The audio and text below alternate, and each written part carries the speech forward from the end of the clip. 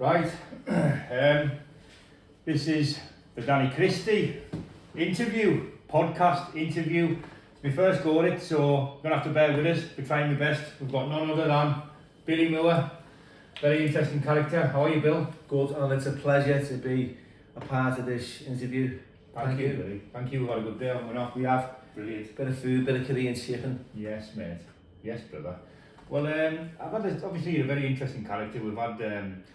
I've had some questions, a lot of questions sort of said that I should put to you and stuff, but no, I think it's only right and important that we go back to the start. Perhaps maybe ask you a little bit about your childhood and what it was like growing up in Liverpool, and I know maybe touch on the relationship you have with your parents and how you got into boxing and stuff, Bill. Okay, that's a question that I've answered a few times over the years, and it's pretty easy because I can remember it quite well. Growing up, I always felt different from the rest of my brothers and sisters. I don't know why. There was something that kind of separated me from my family, and I think it was due to the way my dad was with me. There was no love, there was no kind of interest or any acknowledgement. I felt like I was there and I was a part of something, but I wasn't part of. So yeah, growing up was quite difficult. I had no mates, and I had that name, Billy, so it was Billy No Mates, Billy Liar. I had loads of freckles and little knobbly knees and a shock of ginger hair, and I was an ugly little bastard. And my dad used to say to me, son of man, and I believed him.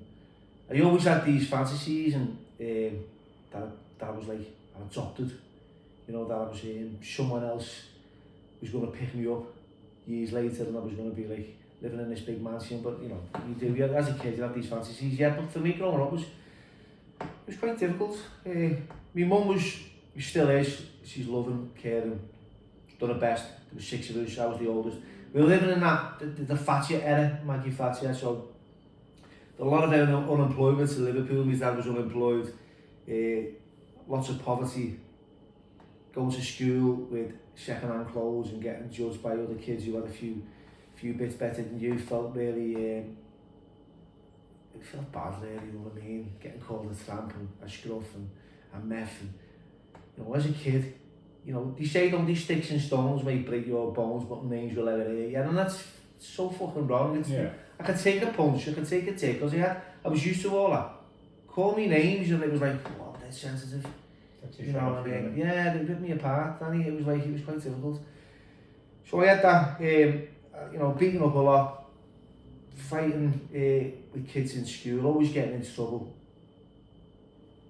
and just fucking being a bit of a Tasmanian devil. You're fighting long before you got into boxing then on the street and in school and stuff? I think, yeah, it was more like schoolyard stuff. It was trying to stand up for something or fall for anything at the time. I was getting bullied in the house, I was getting bullied on the streets, I was getting bullied in school. It was just, I didn't trust anyone, I didn't trust the police because I remember going to the police station and telling the police that my dad was being really violent towards me, and they just took me back home. Oh, fucking hell, they took me back home. So I had lost any trust or faith in them. So I was quite isolated in who to talk to. So basically I kind of lived in my own mind. I lived in the landscape of my own fucking head than I did in the landscape of the world. Basically, you know what I mean? It was quite difficult. Any sort of gang involvement? None as you? No. I was probably standing on corners with another group of lads all getting curious about like smoking and drinking and progressing onto weed, and the minute I picked up a drug, like I've shared this and you said it before, the analogy is, for me I've got an allergic reaction to drinking drugs. I don't break out in lumps and bumps, I break out in pain, misery, prisons, loss and regret, and I go fucking running full pelt into oblivion. And that's what I did. I picked up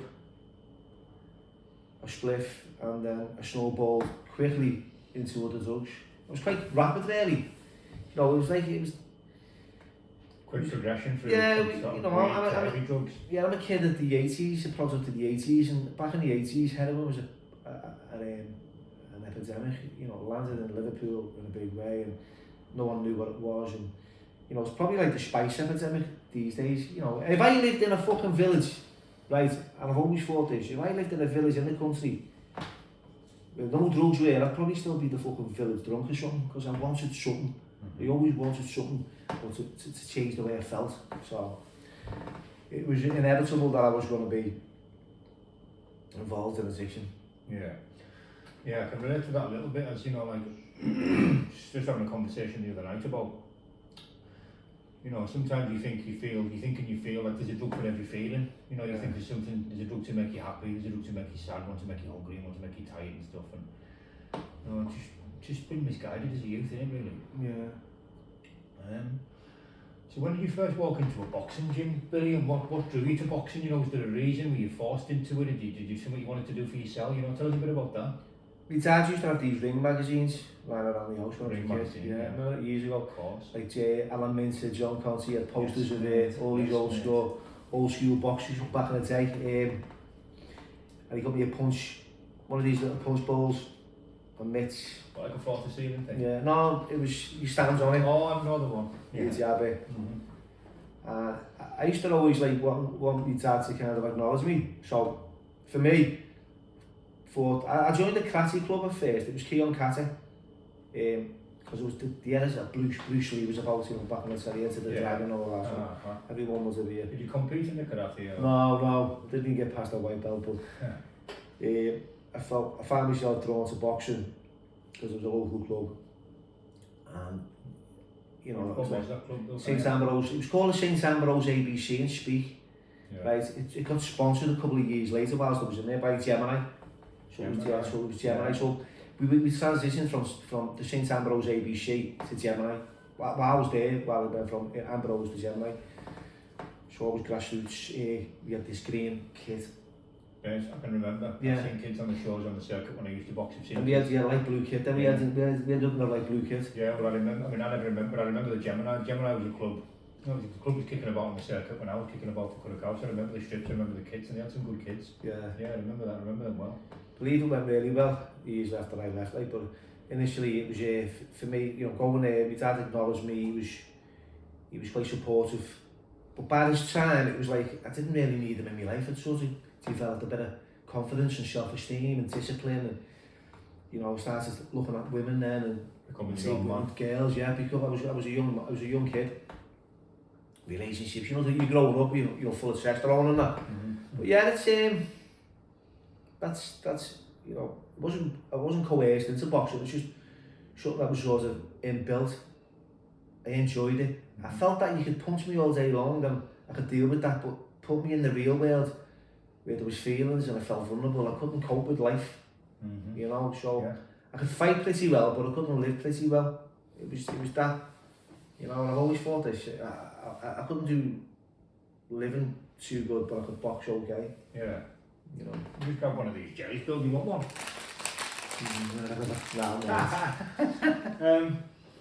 You remember how many fights you had as an amateur? Not many. I'd say about 16, 17. You done the England best, didn't you?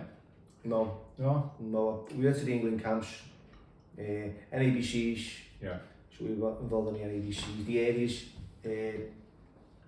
I remember we went to Ireland, 15 Scousers, 14 got beat. I was one of them. That was one of my first losses. I won my first 5 on the run. Yeah. And just when you win 5 fights on the run, I thought, this is it, mate, I'm fucking unbeatable. Then champion. I lost my 6th fight in Ireland against this kid. It was compulsory over there to wear red guards. Because back in the UK, we were wearing red guards. I can remember as a young kid. So when I put this red guard on, I felt really like it was awkward, couldn't see, and put this kid on his knees in the first round. He was just aggressive, he was coming forward, I was picking him up. At the end of the fight, I'd lost on a majority decision, which I felt was very unfair, and the coach was like, you know, you won that. Unfortunately, you know, the decision went to him, and it was a dinner show, was there. So I don't know, I was a bit biased maybe, I don't. But I kind of shut me down. I lost the next 2 then on the run. Fucking hell, what's going on here? I think you still put the grafting in the gym and that then, you know? I was, but I felt a little bit deflated. We were getting involved in the England camps then. Yeah. So we got shows, they were going around picking like 3 or 4 out of each club. And I remember Chris Allen and myself, and we went to into this English squad, and he was teaching us different techniques. Not that we were learning, our coaches weren't teaching us what these were teaching us. It was a bit different. Yeah. Just like little flicks of the wrist and that. Or the little subtleties. Yeah, little subtleties, you know, as you're turning your wrist. That's it. Make sure you, With the thumb. we were just like, in the pads. Mm-hmm. So there was a lot of different training techniques that we were learning. And then it was the Nee Divvies, local counties. No, you had to fight like twice in one day. Yeah, I remember that. I remember in the Everton Red Triangle, I had to fight in the morning. Club. Yeah, another good club. 4 in the morning. And then I had another fight in the afternoon. By the afternoon, I was a young kid, so the recovery was quick, but I was fucking goosed. Yeah, of course you were. No, by the afternoon, I got beat. No, and I'll tell you why. Right, because the night before, I'd been up all night, I'd been out with the lads, the kids that used to hang around with. I started getting complacent. I wasn't training as hard. I think the losses and the wins and the losses he had were my downfall, really. Yeah, I think it's unfair that to make somebody box twice in the same, because the emotions that you go through, and you kind of go through a lot of emotions, don't you, when you're fighting, especially afterwards. You know, even if the fight has been, let's say it's been a really easy fight, let's say even if you dispatch someone in a couple of rounds, you get a dump, you get like a hormonal adrenaline dump after the fight, you know what I mean? And you're buzzing after it, but then maybe an hour later, you certainly don't feel like having another fight. Well, I never did when I boxed. When I got out the ring, I thought that it was over. You know what I mean? I could never, and I know it happened a lot. There's a lot of people at our club that used to box twice and sometimes 3 times on a night. Yeah. But something I would never fancy doing myself. And I'm glad I never had to do that. Yeah. So, when did you stop the amateur boxing? You know, when did you stop amateur boxing, and was there much of a gap? You know, because I remember watching your story, but it was just a fascinating one. And the first time I seen it, and I must have watched it half a dozen times, it's True Jolly podcast. Yeah. You know, so to talk about from when you stopped boxing, tell us a little bit about the period up until, you know, when did you stop boxing and go, you know, and you went to Thailand? You know, what happened? How long was that? And what happened during that time? You know, did you get into addiction? And could you elaborate a bit on that time period? Do you know when, like, you have so you've got a boxing kind of like, it's like football, isn't it? You know, you've got like the seasons. Yeah. There's a lot of fights going on. Sort of follows the football. Yeah, sort of follows it. So then you're on a break. So you're on a break. So during the off break, you know, the school holidays, the stuff like that. We were standing on street corners, nothing to do, young kids. Like I said, it was probably by the age of 16, you know, the smoking and the drinking and the girls started to come on board. And once I picked up that stuff, like I said before, I'm off and running with it, and I started to not go to training, start grafting for more drugs, and within 12 months of using, I was in prison. So that was the end of that. So did you finish boxing? Did you boxing in your prison tied in, or did you finish boxing before you got your first prison sentence? I finished boxing. Yeah. Yeah. I was a fucking full-blown junkie by the time I was 17. Lost everything. So, did you only ever one spell at the boxing? You never went back to the boxing after you got into sort of addiction and criminality? I tried, but I got out of jail. I tried the only Golden Gloves down the Park Road. But my heart wasn't in it. It just wasn't in it no more. It was more, I don't know what it was. It was just... You get a different lust for life. Yeah, there was nothing for me no more. I enjoyed fighting. I loved the feelings. It was exhilarating. Because when I was in prison, I was fighting a lot on the lands, I was always involved in some kind of scrapping. It was like an adrenaline junkie when it comes to fighting, and I always stood up for myself. No matter if I got battered, I'd still fucking get up, you know, and give it as good as I got. The boxing and the skills, I think it started to change, you know, for me as a young kid. You know, I wish I had pursued it. I always feel, my mum used to say to me, because my mum comes to every show, you know. Yeah. She comes to every show, she loved it, and she was cheering away, and she said, you could have been really good, you know, Bill. Yeah. You know, maybe you could have, but... Yeah, I can relate to that a little bit myself, and it's saddening that you see some of the, a lot of kids, you know the talented, so many kids in this town have been exceptionally talented boxers, and there's still a lot of them now. When they get to that age, like you say, that age, and it's usually the 16, 17, 18-year-old mark. It's just a changing point in life, innit, when everything comes available. You know. So, do you know what, I used to get up at early hours in the morning, go for a run. Yeah. And my own free will. No one pushing me because I wanted to train. Absolutely. I'd be in that gym early, I'd be on them bags, I'd be punching away.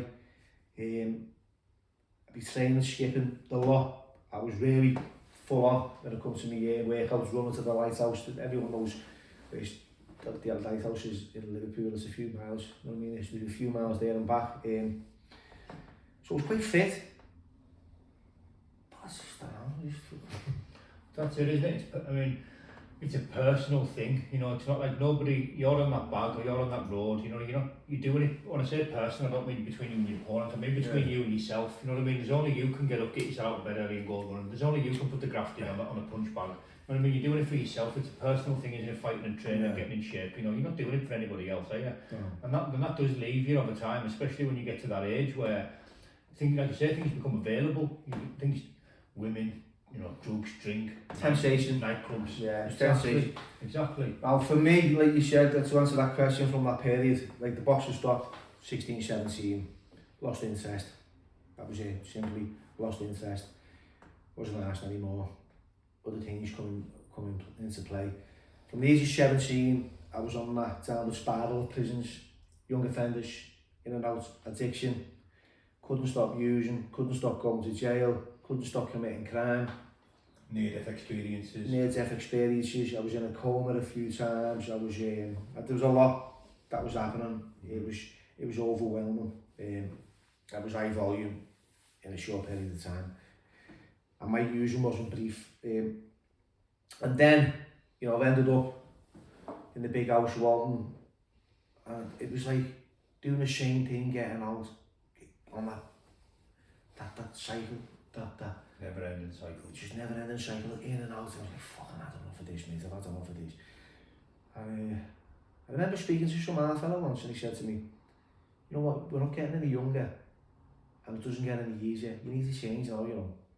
I was like, yeah, alright, mate, son. But when I went back that night, I used to think, fucking hell, you know, a bit of wisdom there coming from him. He's right, and that sort of like was like an intervention for me, because the next day we were on the roof, and my way of asking for help was fucking negative. Climbing on a prison roof, ended up in solitary confinement in Leeds. They transported me from Walton prison to Leeds. I was in Army for 8 months in segregation. I was in a bad way within like my feelings. I was the loneliest I'd ever felt. No one was writing letters. I was a fucking disgrace to my family. I was a disgrace to the community I'd lived in. I'd caused harm everywhere I went, you know, and there was a fucking trail of destruction. And I hated who I'd become. I hated who I was, and I wanted to change, and I did. Right to a probation officer, and he offered me a rehabilitation up in Bristol, a place called Barley Woods, not there no longer, it was a rehab. It was the best thing that ever happened to me at the time. It's like early 20s, Bill? This was 29. Right. Late 20s, I was fucking on, I'm getting on by this time. Yeah. I've been in and out of custody for over a decade. This is my life. Repeating itself. Yeah, it's repeating itself. There's nothing changing, right? I'm using prison. I'm getting older and older and older by the years. And this is when, you know, by the age of 25, I think, fucking, I'm going to stop here. 27, I'm still coming to jail. 29, I'm in a rehab, right? And then I found out about recovery, found out about addiction. I became aware that I had an addictive personality, that I couldn't just put one on me. And that old saying, once too many and a thousand's never enough. Thousand's never enough. It was so true. For me, you know, I couldn't just start that. I couldn't go to a pub and they go, last orders. Fucking hell, I've never heard the last orders. I'd be partying 3 or 4 days later, if not weeks later. You know, people putting drinks down, I'll be finishing theirs and mine. And you know, what was your drug of choice, Billy? Well, my drug of choice was yours, whatever you had, as well as mine. Yeah. It's more, my drug of choice is more. I haven't got a drug of choice. Yeah. They were taking away from me, the choices. It's a weapon of mass consumption. Yeah, I was just using, and like, I don't expect people, I mean, a lot of your viewers probably understand what addiction is. Now for me, addiction was something that I used to change the way I felt. I couldn't cope with day-to-day life. I couldn't cope with how I felt. I'd go to bed tossing and turning with resentments, I mean seething, deep resentments about my dad and what he did to me as a kid. You know, physically, violence, I was subjected to all that.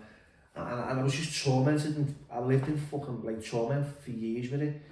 It was only when I got involved in recovery and I started to learn about myself and I learned about my demons and his demons and how to kind of pull a rein on it. That I had some understanding.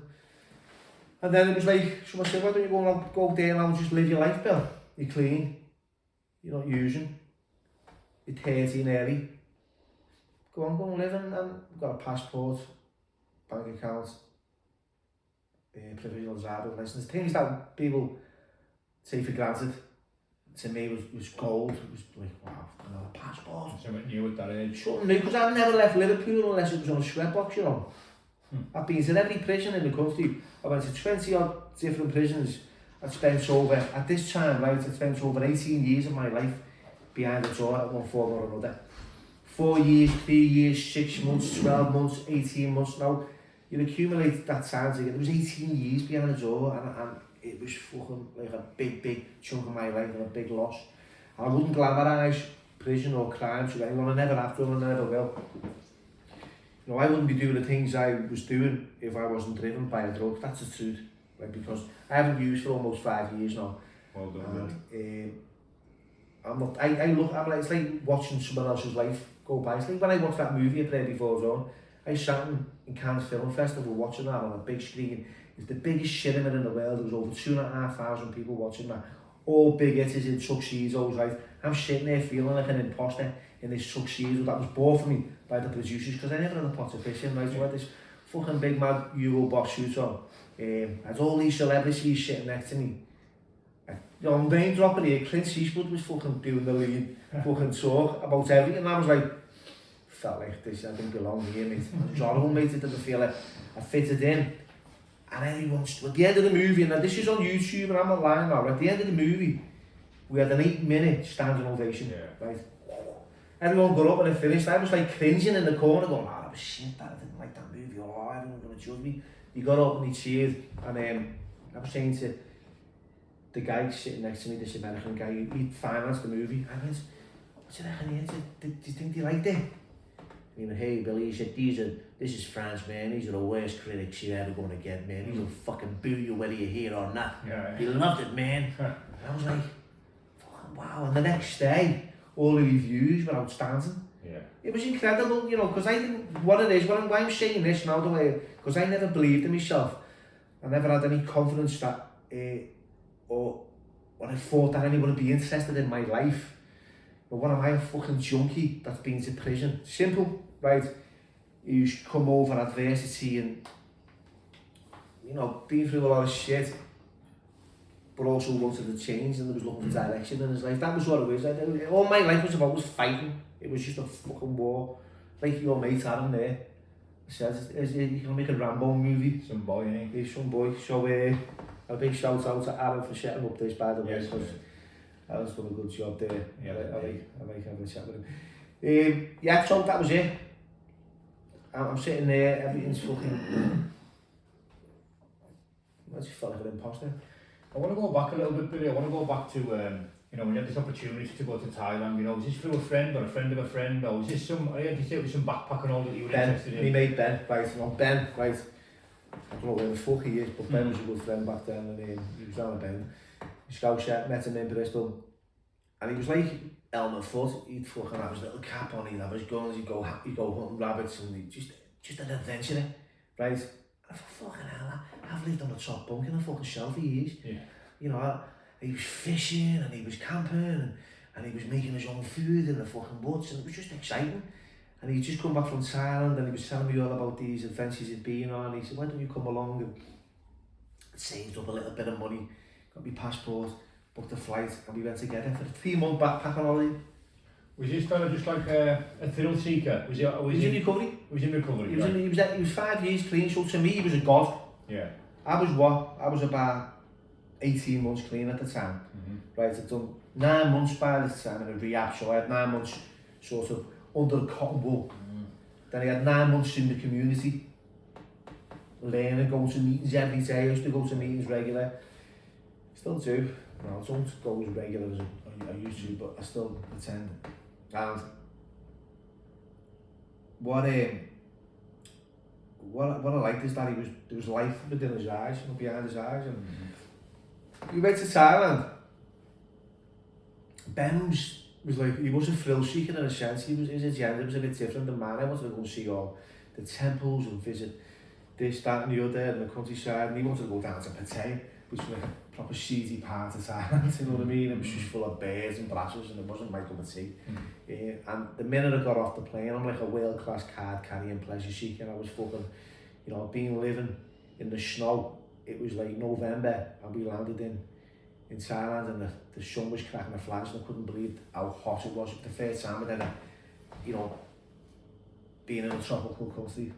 And I enjoyed it the minute I landed there, and I still do love the country to this day. It's amazing. Our plan was 3 months, like we said. We travelled here, there and everywhere, but we sort of stopped in Chiang Mai. John will be probably watching this. John knows me, he's commented on your Johnny Woodman. That's right. So, and John was I don't really want to talk about what he was doing, but anyway, it's only I'm talking about myself here. I was located in Chiang Mai, met a girl called Noelle, and she was gorgeous, fell in love. I fucking fall in love with a cheese butty, maybe smiles at me, because I was like one of them, I had, if you looked at me from afar and you were quite attractive, I was a sucker for the pretty face of people. It's fucking wedding bells going off in my head, and I was that kind of, I was very impressionable.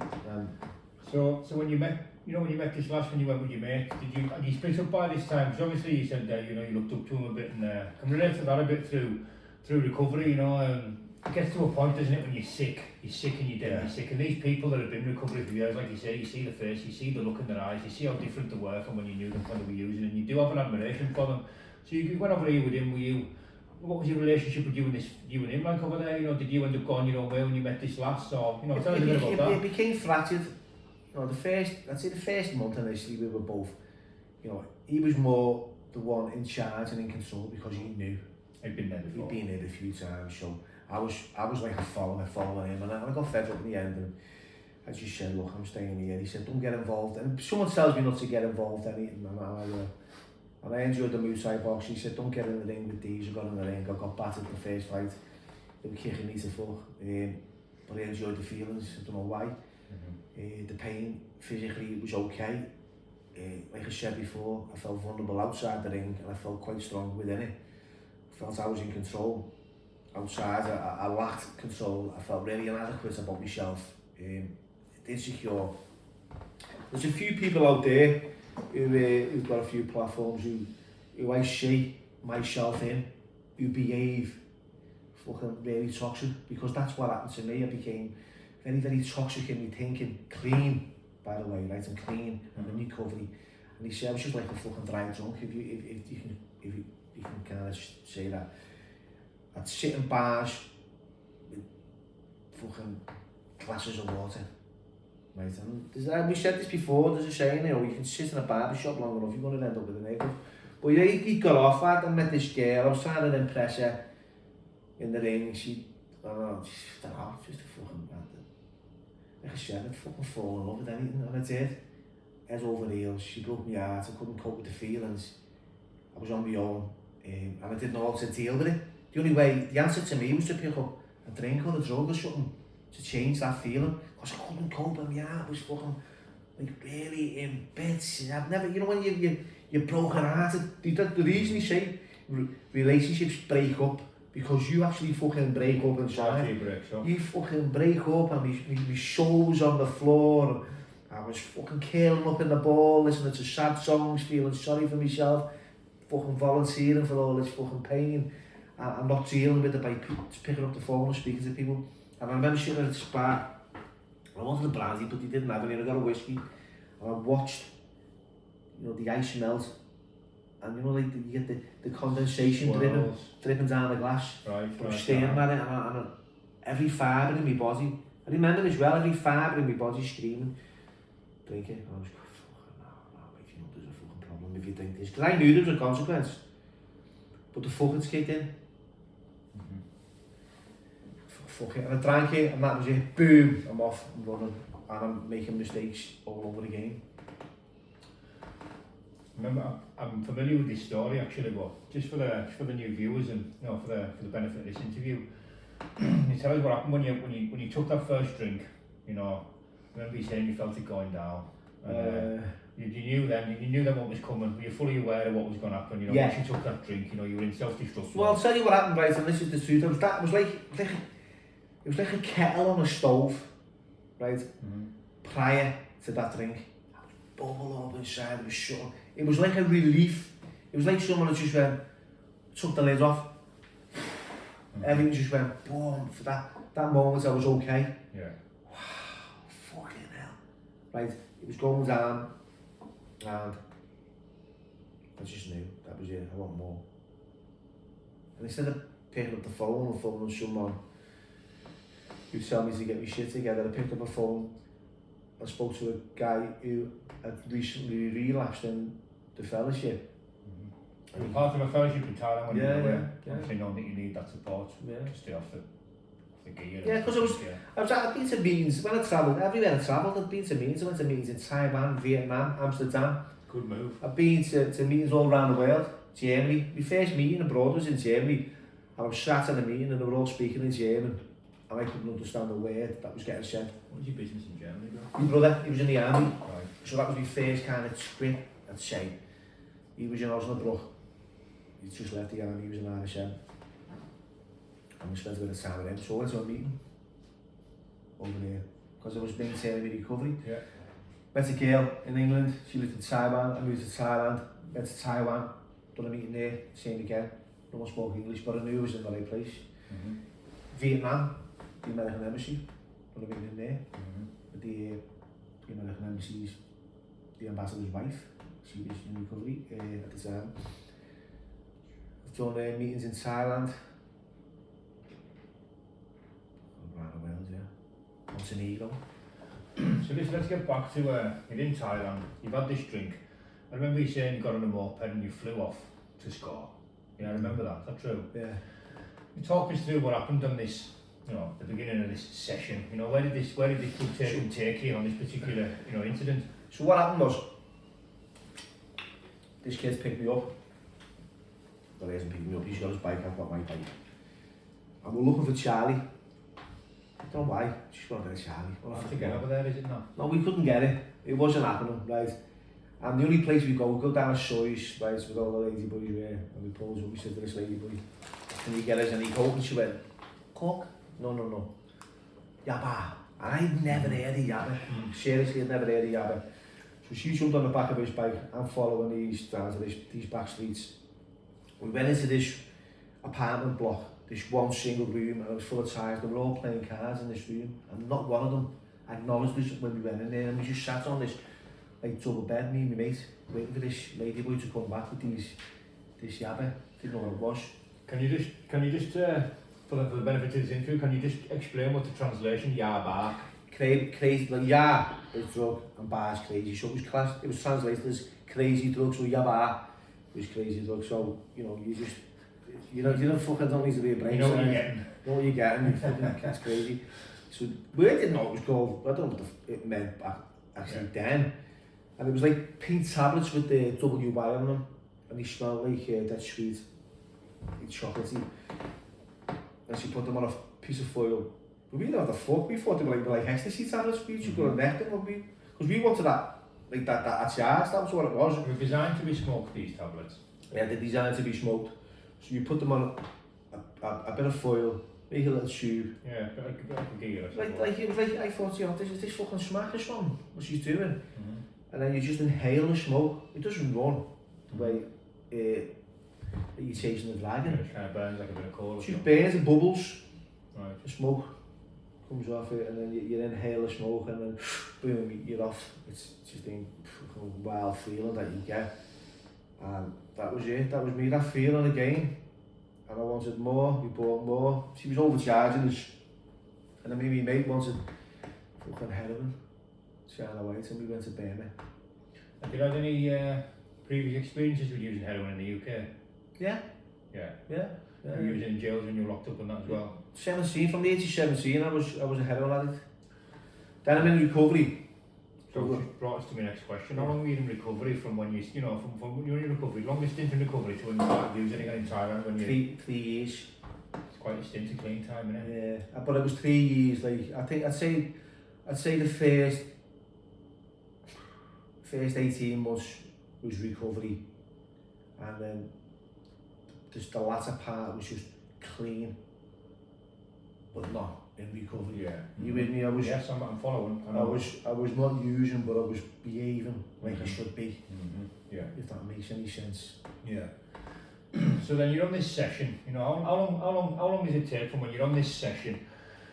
You kicked off with yourself, you know, due to this emotional problems that you're having with your last. And how long from there did it take for you to get locked up? I remember it was somebody would have stolen phone or somebody ended up getting locked up for you. Yeah, it was a time period from when you had this session to when you got locked up. You know, how long were you on? Because obviously you were back in active addiction. And how long were you in active addiction before you ended up getting locked up? Prior to picking up and using in Thailand, I was on a set of Stallone's Rambo. I remember this story. Would you just like to elaborate a little bit on that? What happened? Because you were clean at the time. I was clean, right? So I was in Thailand, I'd say about. I remember. It must have been about 9 months before I relapsed in Thailand, and then it would have been about another 6 months before I was arrested. So, but in that time, you know, got a job. I Sylvester Stallone, stuntman on Rambo 4. Playing the man himself. Playing the man himself. Yeah.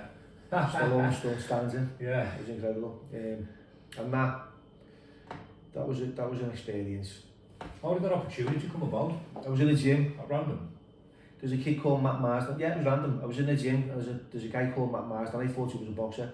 And Matt Marsden was an actor. Do you know the Scouser himself? No, Matt Marsden plays. He plays. I can't remember the actor. Is he a Brit?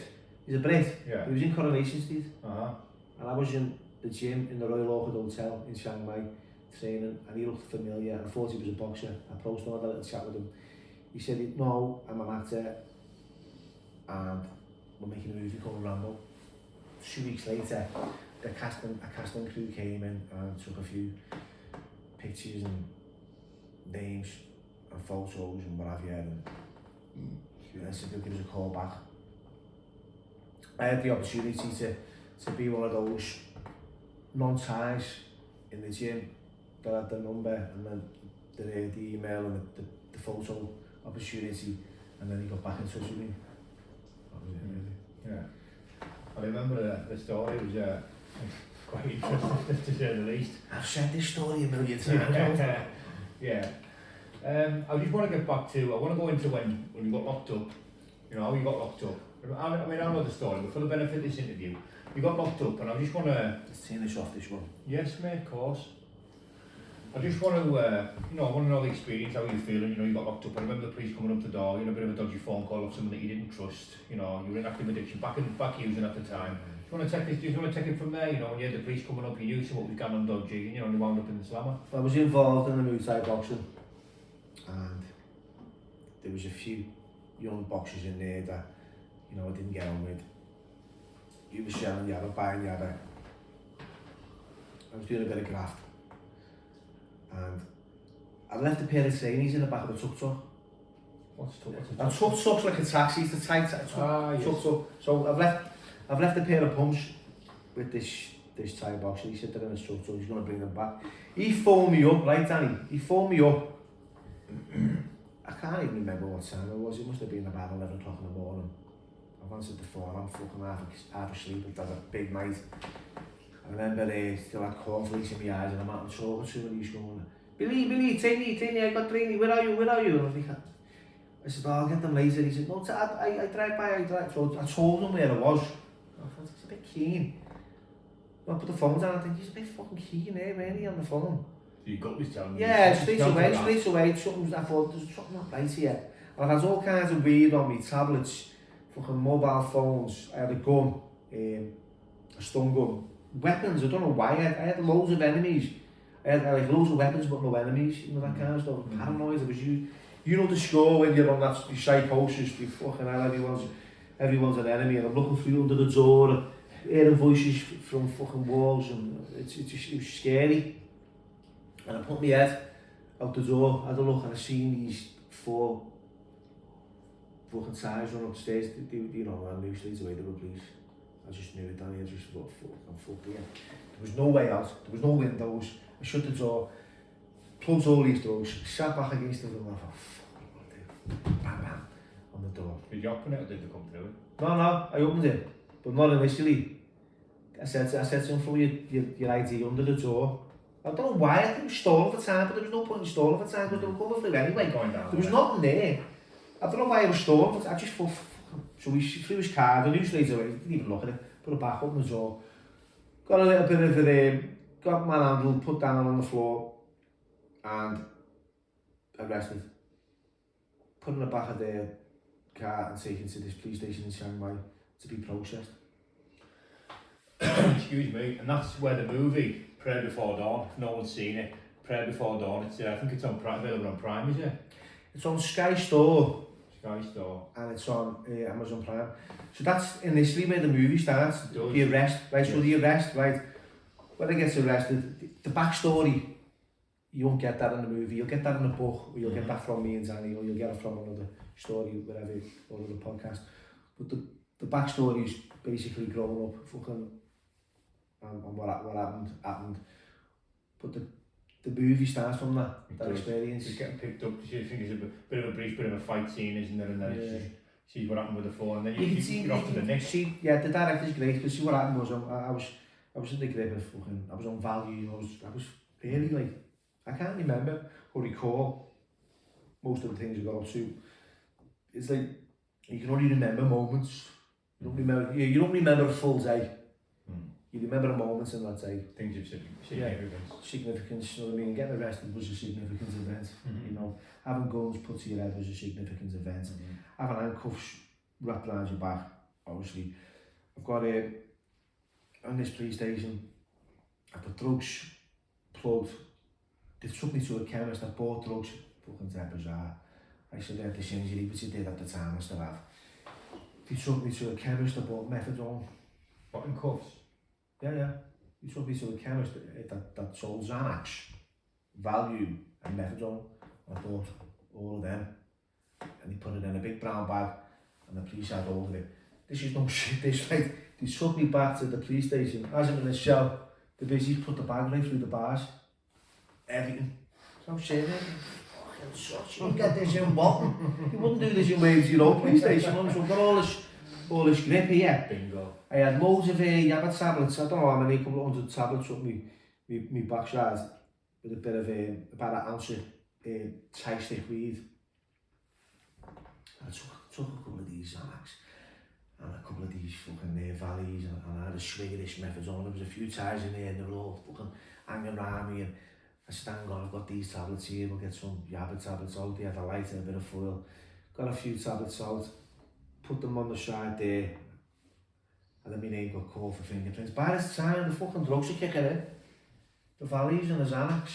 As I had my fingerprints taken, I cannot, Danny, remember a fucking thing after that. Nothing.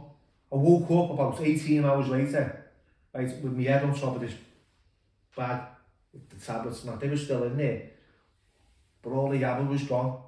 Every fucking tablet was gone, right? Bar one. And I was... I woke up, right, this kid had me jacket on, this Thai kid, I fucking tiki bag, what the fuck? Yeah, you give me, I said, I don't remember giving you nothing. I said, where's these fucking tablets? And I'm like, that, like, 2 meerkats, right? It must have been about 3 in the morning when I woke up, right? There were like 2 meerkats sitting there. I'm thinking, you bastards, you've had me off here. So you didn't miss your sentencing, and it's just worked while you were waiting to get processed? This is I was in the police station for all 3 days. That was while I was being processed. Then I went to Chiang Mai prison, which is in the north of Thailand. It's just a bit like similar to remand. You weren't sentenced by this time? No, just arrested. Didn't know what the charge was. It's called Laksa, which is, or Laksa Conjong, which was handling stolen goods, which is a mobile phone. That's all he had. I was thinking that there was a gun there. They never had no drugs. They gave me a drugs test. They found out I was positive. They couldn't find any narcotics on me. You're not going to fucking take drugs off me, mate. I don't care. No, I'm too long in the suit. And he charged me. And I'm going to stole a mobile phone for touch. Fucking hell. I'll be out before you know it. Weeks, you're probably thinking. Yeah. Months even, maybe. Yeah. I didn't even think I'd get a sentence for that. And then when we get to Chiang Mai, I started hearing rumours of like the sentences you can get for different charges, and they were talking like 8 years for. You're speaking good Thai by this time? Good past the Thai guy. Sorry, yeah. No, I wasn't. I was speaking. You pick it up more and more in prison? Yeah, it was more like bar Thai. It was just Basics. Basic, like fucking. I couldn't understand. Now I can speak it and I can get by. I had years of fucking learning it. So when I'm in, I goes to Shanghai prison, kids put in the shot. The swears, when I goes into the prison, right, I'll tell you the story, man. 2 big lines at the gates. I remember seeing them vividly. It was about 9 p.m. at night, right, when we got processed into this prison. There was about 40 other inmates. I walked in, I had a pair of tracky bottoms on, trainees and a t-shirt. The minute I went in there, they said, take your trackies off. They cut the legs off my tracksuit bottoms. You can't have long-legged pants in Thai prisons. It's not happening. Everyone wears shorts. The whole prison have got to wear shorts. So I've got shorts on. I've been strip shirts. That's a squat. All the usual stuff that we had to do. And then taken to this trough. It's like this size of this table full of water. Then everyone had to get showers in the same water. Then you'd sit down. I was like, this is fucking weird, this. Sit down around one bowl of rice and a bowl of fucking shite that you couldn't understand, you couldn't see what it was. And that's where you had you is it just a case of getting your hands in like that? Yeah, just, it was no spoons and all of that, it was just inhumane. Then we were marched to this cell. And I just thought, what the fuck are we going into here? It was like a tin of sardines. You just, like a mass grave of bodies, arms and legs all over the place. You couldn't see the floor. There was no bed, there was no nothing. It was just a room. I had to sleep next to this lady boy in the sky who passed away. And I didn't know he passed away. I just thought he was asleep. And the lady boy, he did. And I was that fucked up anyway. I just wanted to rest really. But that was my first experience, sleeping next to a dead body. And a lady boy called Tiffany with a top that said no money, no honey. Thought I'm glad I was skinned. See, and I know, I'm very familiar with this story, and what I would like to do, I would like people to watch your film. Yeah. I would like people to watch Prayer Before Dawn, because when you watch certain films and you see them from you hear these films from like how the outside in. When you watch a Prayer Before Dawn, it's like, very much like an experience. You are in this film, and it's shot like how it is. It's shot as if you're watching this film, and it's shot as if you're in the film. Definitely shot as if you're in the film, and the film itself is an experience. I would like everyone to watch, anyone that's going to watch this, I would like them to watch, the Prayer Before Dawn movie. This book is definitely worth a read. I've had it signed and delivered off Billy long before we met in person. Followed Billy and liked Billy. Long before we met in person. I've had this book, and I haven't read all of it. I have to be honest, I haven't read all of it simply because I've got a queue of books that I've got to read. But this, I can tell straight away by what I've read of it, how brilliant of a book it is. I don't want to go too deep into what happened and what didn't happen in prison, because the film speaks a lot and touches a lot on that. I'd like to fast forward a bit, to let's say, you're getting out of prison, or, how did it come about that you were released from prison? Because I believe that, didn't you have to serve, were you given a pardon, or were you excused for something, and didn't you have to serve the rest of your prison sentence back in England or something? Was that part of the deal or something? How did that come about? No, it was a repatriation. It was on health grounds. I'd come off a motorbike, Danny, right, in Lao prior to getting arrested. I was under the influence. I was over there. I was to and fro from Lao, and I was either in I was going through border crossings, getting me visa stamped. And one of those crossings was in Lao, the NTN. And I bought a load of Yabba tablets. I thought it was putty black that I was buying this weed, but it wasn't. It was opium. Smoked it. Had a few tablets. Got on a little moped, a little Honda Wave that I'd rented. I was going to go to this soul nightclub that was in the whole city. There was only one ATM fucking machine and all, so it was fucking not on there. I was on the wrong side of the road because I'd come from Thailand into Lao, and he drove on the opposite side of the road. Right. And someone whistled. I looked, these 2 taxi bikes were heading towards me. I was on the wrong side, I should take responsibility, but they both hit me. The bike that I was on went in the air, the handlebar went right through my stomach. Right, it punctured my stomach, but the chassis landed on my chest, broke a couple of ribs punctured me lung, ripped, I don't know, I had a fucking big tear on my back, I don't know what was going on there. My skin was flapping, I couldn't breathe, there was fucking blood everywhere. And I had these... You stay conscious? Yeah, all the way. I had these loations. I'll show you the scar. I had a scar, I've got a scar. I had 3 operations, nearly break me in half, nearly decapitated me fucking body. And I'm getting put into this wheelbarrow by this Irish kid. He thought it was Russian because he didn't know I could speak, he just thought it was a Russian. He said to me at the end, I thought you were Russian the way you looked. He said, you had this Russian look. He said, but there was no hospital that we could get too close. The ambulances weren't coming, and there was no ambulances. I was rushed to this. I was 5 miles away by the way. He took me all the way. I wish he knew who he was because he saved my life. I ended up in this on the floor on a massive... Thank you, Irishman. Yeah. And on the floor in this hospital in Laos. And I still couldn't breathe. It was just... I thought, this is fucking it. I had a pocket full of drugs.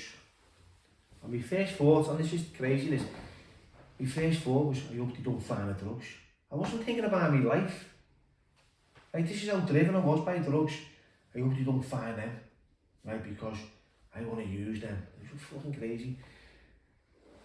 I got pushed onto my side, and he heard the Irish guy saying to the doctor, well, is he okay? And he was shaking his head, I don't think he's going to live. I got pushed onto my side, and something must have shifted in my chest. Obviously it was a rib that had moved, and I just breathed. Took a big gasp of air, and I thought, get me out of here, mate. You know, that's get me out of here. Before I left, these 2 soldiers had walked in. This is no fucking word of a lie, lad. They walked into the room. They had AK-47s with banana clip fucking, you know, the magazines, yeah. both of them. Took out a camera, one old-fashioned camera, took a picture of me, and I walked out. Didn't even ask a question, just got off. I had no idea what that was for. Maybe it was in case I died on there, sure, I don't know. And he had to fucking prove to the embassy that I'd been, and this is the evidence. I don't fucking know what it was for. So you were operated on or what? No. They put like a little bit of padding in the show that he had in my stomach. Give me a load of fucking tablets, I don't want the bloody opiates. And then I left, and then this Irish kid took me back to his apartment. Left how? On 2 feet you walked out? In a wheelchair. Right. He took me to his apartment, got me ordered a taxi, bang, in the taxi. I was in a bad way, Danny, I really was. Sounds it. I was in a bad way. Once I was using, like, this how bad I was, mate, I still didn't stop me using. I was in this fucking toilet, like, still smoking. Couldn't breathe, but I was still fucking making sure I had them, getting them drugs in me. The next morning I was on a coach. I was in Chiang Mai. I was put in a hospital in Chiang Mai for 3 months in Thailand. Didn't have a penny, by the way. The night before I was supposed to be released, they gave me a bill. It was thousands, baht, it was bad. I don't know how much in English there it was, but I never had it. So I left. I climbed up the window, fucked off. I'd say about a week later I was arrested. Not for that, but for the things I was doing. When the police came through my door, and I'm in this prison in Chiang Mai, and I've got all these injuries. I mean, it's fucked me up in a bad way, to be fair. That's what you're suffering like a lot of physical pain on the run up to you getting imprisoned then. Getting imprisoned, a lot of physical pain, a lot of injuries. Yeah, I was black. I was the whole part of my body was black and blue. It was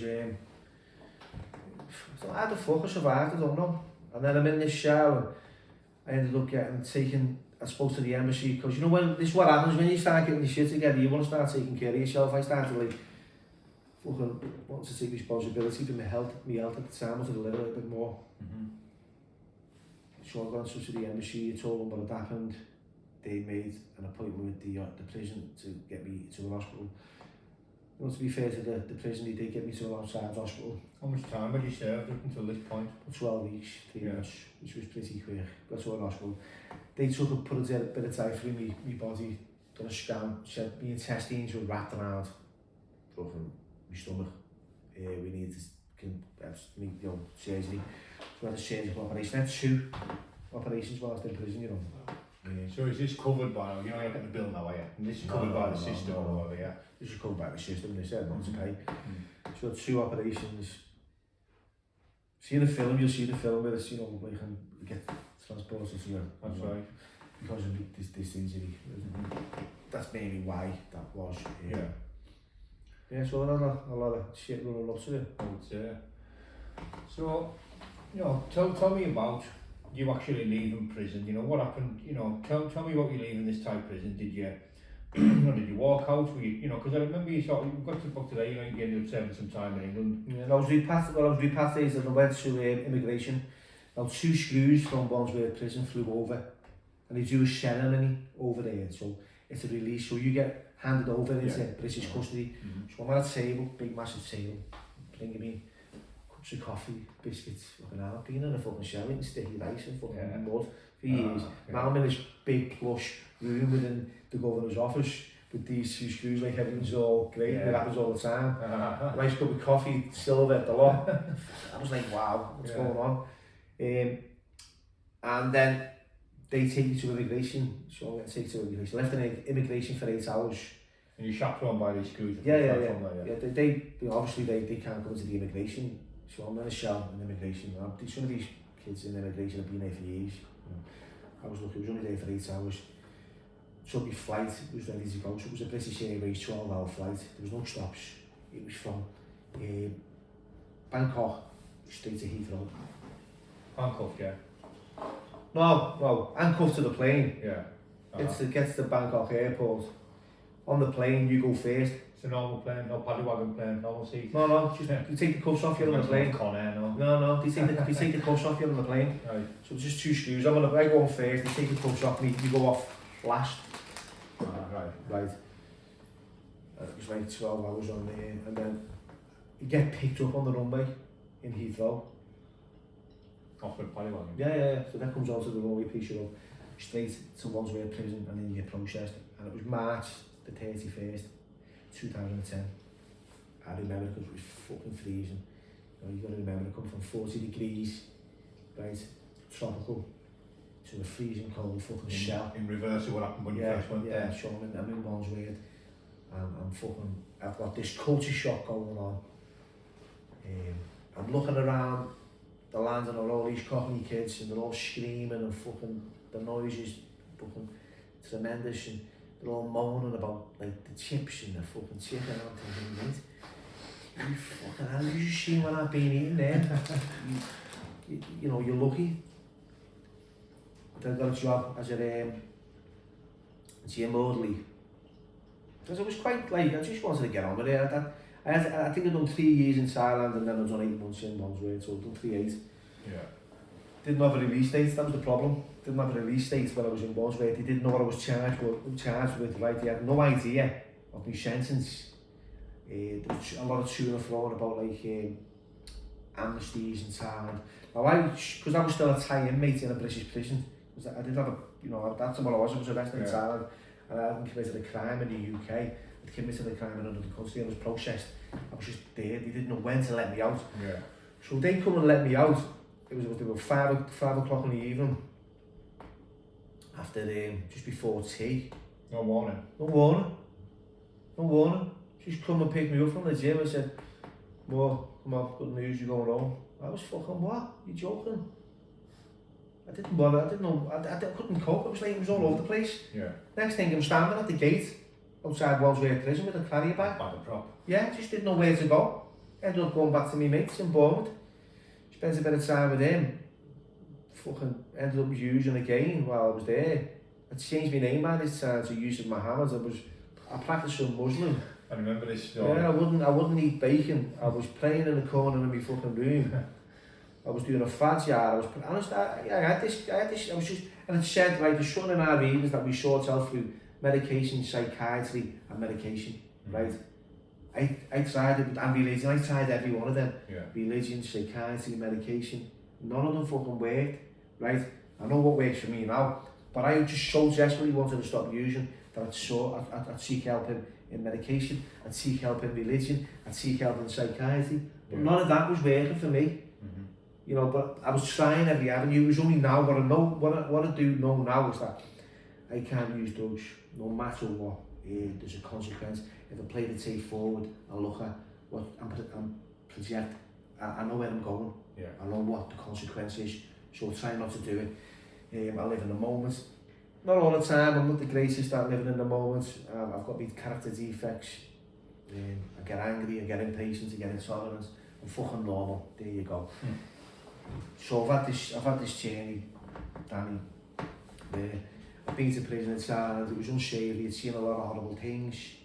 Most of the consequences were created by my own problems. The situations I found myself in was because of drugs. If I was one of those, like a few of these people who get locked up abroad, who played chess or just read a book, I'd get through it easy because I'm not bothering it. Well, you give me fucking, I'm a drug addict and there's something there for me, I'm causing chaos. You've got a bit of weed, you've got a few tablets, you've got a bit of Charlie, you've got a bit of gear, mate, tomorrow I want it. Yeah. Right, I want it. And if you can't get it, you're going through people. Yeah, I'm going through people to get it, mate, or I'm selling me fucking soul to get it. I'm not selling me ass, put it that way, but I'm selling me fucking soul. Right, I am selling, right, I'll sell your soul, you with me? Yeah. I'll manipulate it, I become a monster, right, I don't know who I am, right, I don't know who I am, but I don't like who I am, who I became. So, I've had all these experiences, so I can tell you my story so quickly, Danny. You know, growing up, tough, addiction, prison, recovery, relapse, prison. You know, it's just something's got to break, something's got to change. Yeah. You know, when I came back to the UK, I broke up man from a Thai prison. I went out there full of adventure. Yeah, the joys of life. Yeah, full of adventure, full of dreams. Excuse me. I was like a kid in a sweet shop. I was very excited about my journey. I didn't take life too seriously. The only problem was I didn't take my recovery and my mental health and my awareness around my behaviour and how I react. Because I never ever had a relationship, I had a reactionship. You say something's quite sensitive and you react to it. What do you fucking mean? Is he looking at me? And you always get that one, don't you? Who's he looking at? Yeah. Who does he fucking think he is? Right? I don't know who he thinks he is. Right? Does he think I'm a dickhead? He's probably thinking about his fucking bird leaving him. Yeah. Right? Because you're quite sensitive and you've got an oversensitive ego. Yeah. You're like a fucking sponge absorbing all these crazy fucking insecure feelings. I've had it, you know, so I've had these experiences, Dan. It's like, I'll tell you a little story, like, you know when like you've got a mate, we were talking before about misguided loyalty, right? Yes. Misguided loyalty is important. I'm loyal to you. Yeah. But Danny, you don't like this fella, right? But I know, right? I think he's alright, right? But because I'm your mate and you don't like him, I'm not going to like him. Yeah, that's it. Oh, fuck him then, he's a dickhead. You go, Billy's a dickhead. Yeah, he is, and not bad. And you know when I get to speak to him, he's probably the nicest person you can. Yeah, that's it.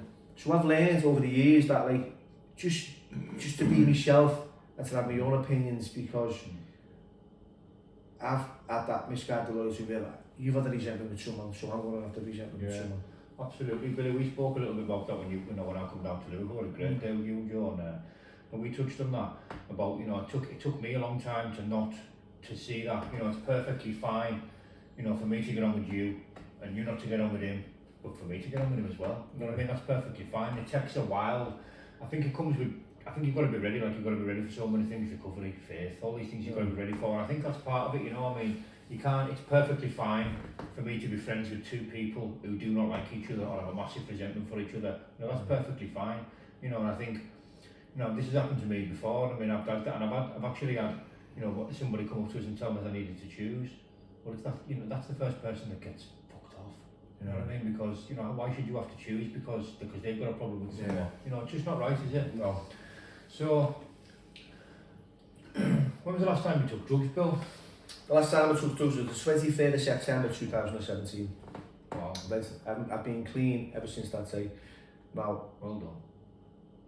I ended up in a rehab again, bit of a high-end one this time. It's both to the producers and relapse. Now I'll tell you why I relapsed. Now my relapses weren't just like, there was big gaps. I'd get clean, 3 years, 4 years, and then something had happened significant. First one was Thailand. I wasn't really involved in recovery. After 3 years of relapse, I ended up in the grip for a few years. The second time, I got to almost 5 years clean, and I was diagnosed with stage 3 cancer. I was given medication, and I abused the medication, and the fuckers again kicked in. I believed I was going to die. I was on chemo, and I thought, you know what, I'm not going to be a martyr to the fellowship or to recovery, you know. And I used, and that wasn't enough. And like I said, you put any kind of drug in me and it's never enough, and I want more, I want something, you know. I always end up on illicit street drugs, bang, straight into the crack, heroin again. That took me back to prison, and that was the part where the second story comes in. This book is about, this is a prisoner story redemption. I'm going to say this before anyone, it's called Fighting for My Life, right? But I didn't choose that title, right? The title I had, Danny, right, for a long time before this was chosen, was Surrender from the Heart, right? Now the reason I called it Surrender from the Heart is because the first book's called The Prayer Before Dawn. Now if you look at A Prayer Before Dawn, you think it's a fucking religious book. It's nothing to do with religion, right? It's waking up every morning and listening to like 20,000 inmates praying, right? Different languages, different religions. You know, you've got the Buddhists, your Muslims, back to back praying, right? And then them gates open, and this big yard, and there's thousands of people going out, and it's like the fucking, it's like hell on earth, and you've just got to fucking fight to survive to get through one day, some days. That's how tough it was. So all them prayers, like fucking hell, was just like coming out of a concert. Yeah, it was like coming out like a hypnotic beat that went through the prison every morning. Used to wake me up, and I used to resent them. You can pass you up with these fucking flat 5 o'clock, like, and you pray, you know, and that was that. So that was the initial reason for that book and the title for it. Now, Surrender from the Heart was like, remember, I don't know, you might be a little bit, you're a bit younger than me to be fair. There used to be films called No Retreat, No Surrender. Remember them? Remember them, yeah. Right, so for anyone say to me, surrender, you surrender to win, I was like, what the fuck does he mean? You know, we don't give up, we don't surrender, we fight forever. Now, someone said to me, when you get in the ring, Bill, you're getting beat, and someone throws the towel in. He said, because you're being beat, mate, you don't just give up. Don't fucking get yourself beaten to a pulp. And at the same year, like surrender, like for me to surrender, for me to recover and surrender, I need to surrender to win. Right, so I have to surrender totally from in here, an internal job, boom. Yeah. Well, that makes any sense. Yeah. Makes sense to me. No, it definitely makes sense to me. Surrender to win is something, obviously, you're talking, you know, you're reading recovery, and that surrender to win, it's just going down, look, part of recovery. To put my hands up down and go, look, I'm fucking out, look, addiction's beating me, I'm not beating that. Right, I'm not in control, it's controlling me, I'm a puppet. That's the puppet master. That's taking me to places that I don't want to go. It's making me do things that I don't want to do. It's harming my family, my communities, my society. It's fucking bringing a lot of hatred to me alone. So when I put my hand up and go, okay, I'm beat, then I started to fucking recover, I started to get well. It's like, it's about getting well, because I'm fucking really toxic when it comes to, like, you've got like a bad combination when you've got drugs and violence in your life. You know, it's a fucking terrible combination. Yeah. Now I've got, yes, it is. Talking, like, people with serenity, serenity. You know, serenity is peace within for me. Serenity. It's like, so I'm looking for a bit of serenity. You know, it's quite difficult at the best of times, you know, wake up and fucking, but I just don't use that.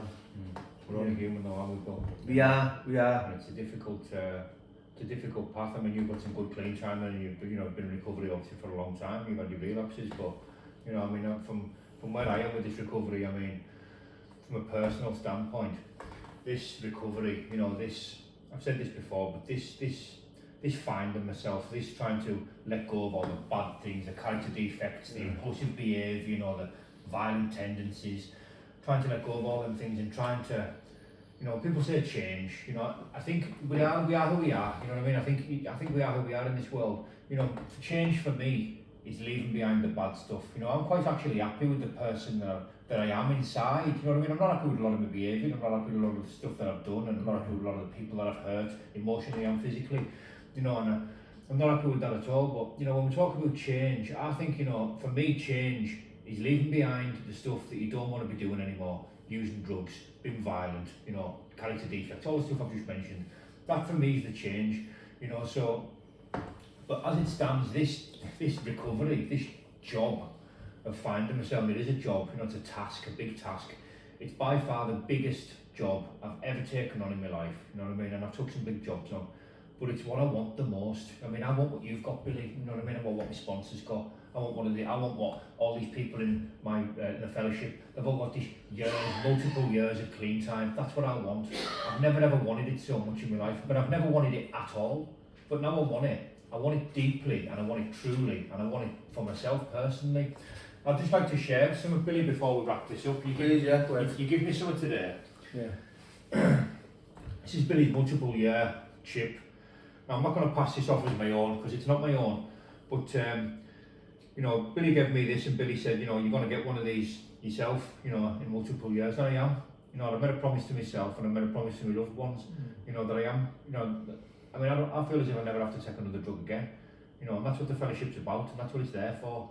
You know, and I just want to share, people, you give that to me. Thank you, Billy. I'll keep that, and I'll keep that forever, and I'll treasure it. I'd just like to wrap this up, if that's all right with you, Billy. That's brilliant. I enjoyed it. But it's been a brilliant interview, podcast. This is the real Danny Christie. No edits either, by the way. No edits, just straight off the cuff, from the hip, from the heart, foot in mouth. Yeah. It is what it is. Nee Divvies round here, mush. Nee Divvies round here, mush. Yes, Billy. Anytime, bro. Thank you. Thanks.